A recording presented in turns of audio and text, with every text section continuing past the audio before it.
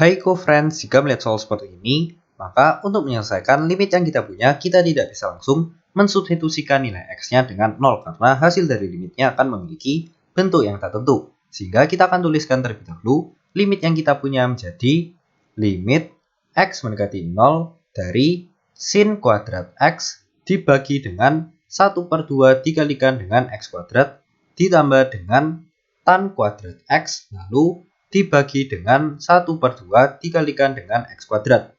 Lalu, kita harus tahu bahwa jika kita punya limit x mendekati c dari mx ditambah dengan nx, maka kita bisa ubah menjadi limit x mendekati c dari mx ditambah dengan limit x mendekati c dari nx. Sehingga kita bisa tuliskan limit yang kita punya menjadi limit x mendekati 0 dari sin kuadrat x dibagi dengan 1/2 dikalikan dengan x kuadrat ditambah dengan limit x mendekati 0 dari tan kuadrat x lalu dibagi dengan 1/2 x kuadrat.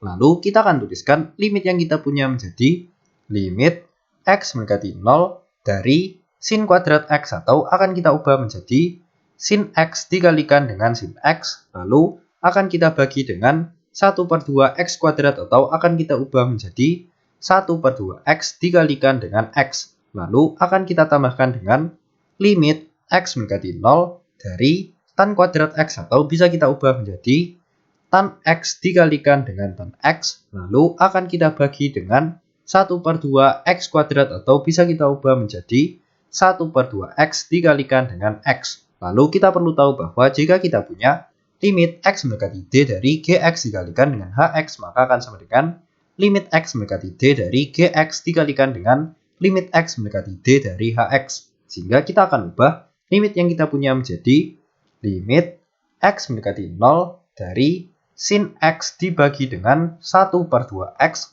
dikalikan dengan limit x mendekati 0 dari sin x dibagi dengan x. Lalu akan kita tambahkan dengan limit x mendekati 0 dari tan x dibagi dengan 1/2 x dikalikan dengan limit x mendekati 0 dari tan x dibagi dengan x. Lalu kita harus tahu bahwa jika kita punya limit x mendekati 0 dari sin ax dibagi dengan bx, maka akan sama dengan a per b. Dan jika kita punya limit x mendekati 0 dari tan px dibagi dengan qx, maka akan sama dengan p dibagi dengan q. Sehingga kita bisa sederhanakan limit yang kita punya menjadi limit x mendekati 0 dari sin x dibagi 1/2 x atau akan menjadi 1 dibagi 1/2 dikalikan dengan limit x mendekati 0 dari sin x dibagi dengan x atau akan menjadi 1/1 lalu ditambah dengan limit x mendekati 0 dari tan x dibagi 1/2 x atau akan menjadi